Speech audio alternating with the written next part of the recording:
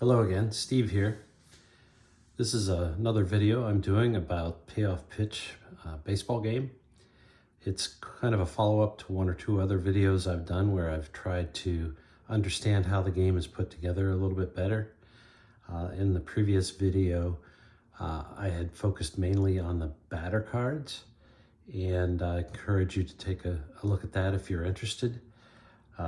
Today I'm going to take a look at pitcher cards, and I really have two conclusions I want to make. I think the one conclusion about statistical variability would be interesting to anybody that plays baseball simulation games.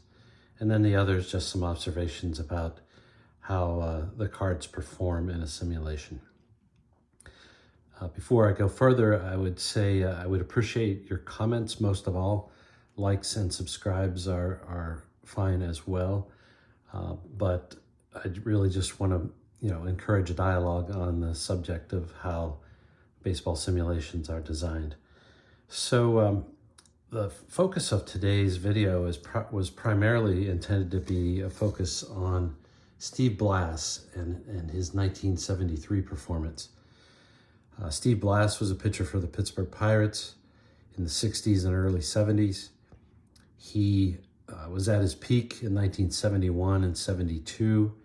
In 1971, he won 2 games in the World Series, including the Game 7, where he pitched a complete game against Mike Cuellar. And 1972, he won 19 games. I believe he was runner-up in the Cy Young Award voting.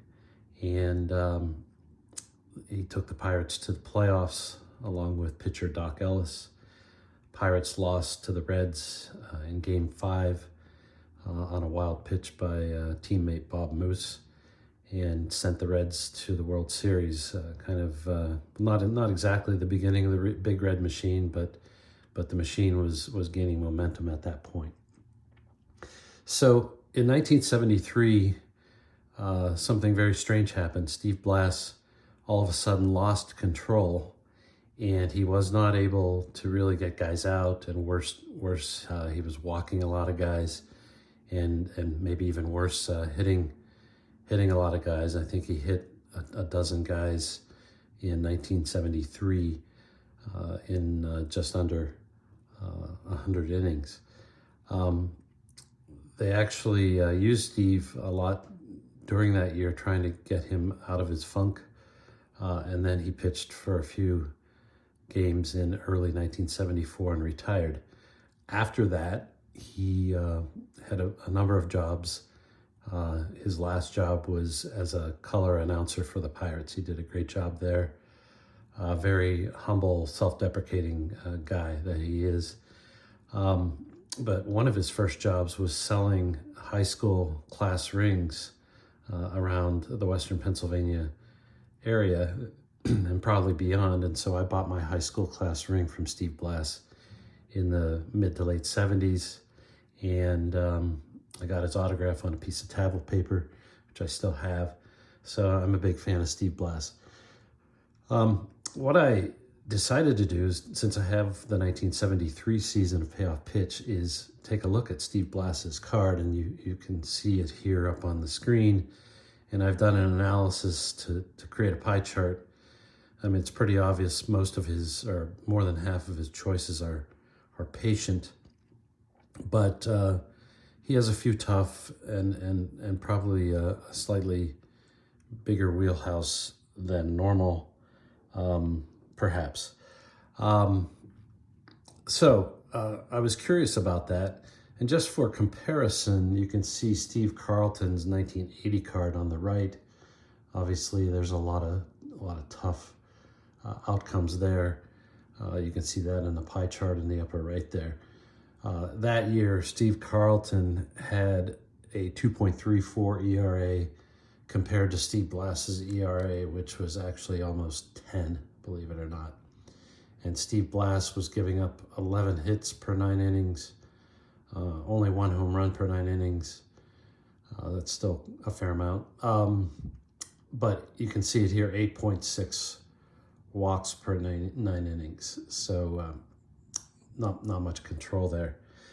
So what I did is, maybe before I talk about what I did, you can see on the screen behind here in my previous analysis, I tried to get a feel for how the average pitcher card is allocated, and typically somewhere between 7, maybe 8 or 9% of the outcomes are in wheelhouse. Usually around 20, 21 or so percent is impatient. Tough typically is around a third of the outcomes, as is in play, maybe a little bit more in play. And then there's usually a defense allocation on a card. Sometimes it's a 12, sometimes it's 11 roll on the 2d6, sometimes it's a 10. And so, out of 36 chances, there can typically be either 1, 2, or 3. I think the average is about 1.5. So that gives you a 4 or 5% allocation to defense. In this analysis, I've taken ballpark and split it evenly between wheelhouse and in play. That may not be exactly right, but for this analysis, that's what I did. So what I did in my analysis here is I took the Steve Blass card, I typed in the actual layout of the card, did the statistics, and came up with what you see shaded there, which says if you allocate the ballpark half and half, that his wheelhouse was about 10%, which is on the high end. Patient is over 50%, as we said. That's huge. Tough is correspondingly low at about 17%, and in play is 18%, and he has the one allocation to defense, which comes up to about 3%. I put all that in a lookup table, which you'll see down below. Then what I did is I happen to have a 1972 set here nearby, which was just for convenience. I grabbed a card. This is Rick Monday, who's somewhat famous for saving the American flag from being burned in a protest during a game. But in any event, if you see at the very bottom where my thumb is, his batting average was 257, which is somewhere in the neighborhood of a typical batting average for that era. And so that's why I just picked him out of a stack that happened to be nearby, and we're going to use him in our analysis as well. Feel free to pause the video and study this card if you would like. So what I did on my spreadsheet here is I basically simulated Steve Blass facing Rick Monday for 1,000 iterations. And so on the left at the bottom here, you see a sample 2d6 outcome. First one is patient. And then on the right is a sample 2d10 outcome, which was 60, which on Rick Monday's card would give you a single. And so I programmed this using the random number generator within Excel, and I wanted to see what would happen. Just as an aside, computer-generated random numbers generally are not totally random, but that's a subject of another day. You can do some internet research on that and learn more about that. But I think for this purpose, it works just fine. Just to finish up on Rick Monday, I said he had a 257 batting average. His on-base percentage was 358, slugging percentage 428. And so what you can see here is I built some other lookup tables representing his card so that I could power the analysis on the left. He's not a perfect example for the average player because he did draw seemingly almost twice as many walks as what the league average would have indicated that year, but we'll just keep that in mind. So before I go any further with Blass, I'll come back to Blass. Since I had the Carlton card available, I did the same analysis here with Rick Monday and Steve Carlton, his 1980 results. And he had a very strong year that year. His batting average against statistic was in the low 200s. I can't remember if it was 210, 218, low 200s. And, was, had a fair number of strikeouts and so on. What I did is I did the same analysis here with Steve Carlton. So in the upper left, you can see the allocation of his results, which were on these 1,000 iterations, which were very similar to what you would expect based on my analysis of his card. And I'll bring the analysis up here. But in terms of his card would indicate 6% to wheelhouse, 19% to patient, 55 or 6% to tough, 17% in play, and again, through the 3% to defense. So the reason why I bring up Steve Carlton here is I wanted to show something. So here we had 1,000 iterations, and I'm sorry if this is a little bit difficult to read, but I'll articulate what's going on the screen. Here we had 1,000 iterations, 1,000 plate appearances, which represented, in this case, a little over 200 innings. The batting average against that he had in this particular simulation was 231, so a little higher than what it was in real life. He allowed 8 hits per 9 innings, roughly, which was maybe about a hit higher than in real life. He allowed a home run per 9 innings, which again is a hair higher, actually it's more than double what his actual home run statistic was. But again, this is 1,000 iterations against Rick Monday, as Rick prepared or performed against right-hand pitchers. The other statistic I have on here is one called ERC. I encourage you to Google that. It's kind of a simulation of ERA, just based on all the inputs from the left.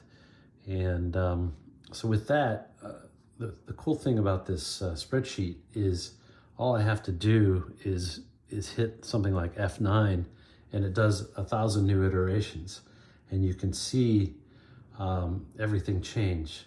With 1,000 iterations, the weighting stays pretty close, but it changes, and the batting average changes. Here it's 217. I'm going to hit this again.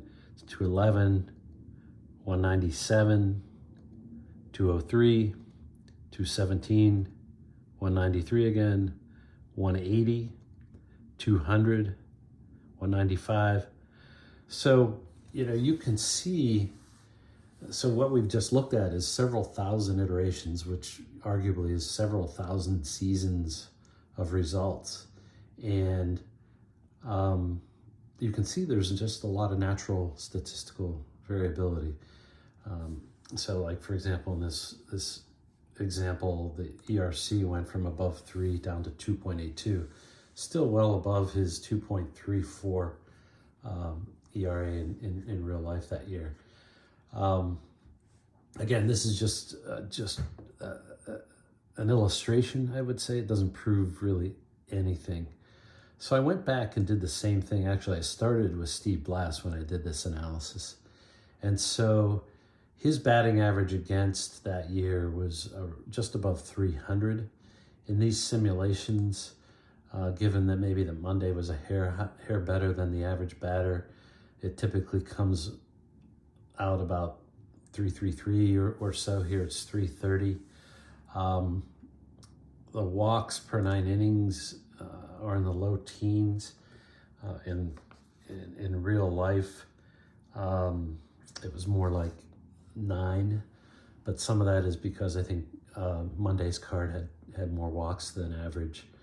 And then his ERC in this example is around 13 compared to his ERA of around 10.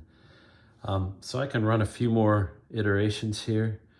Here the ERC is 17. The batting average actually jumped all the way up to 375. So you can see the you can see the variability, I guess, that's built in here. Now, Steve Blass, as we've seen, is an outlier card, so it's really hard to say that you can conclude anything out of analyzing his card or running simulations. I just find it interesting there. I went again 356, so his batting average just dropped 25 points when another simulation was run.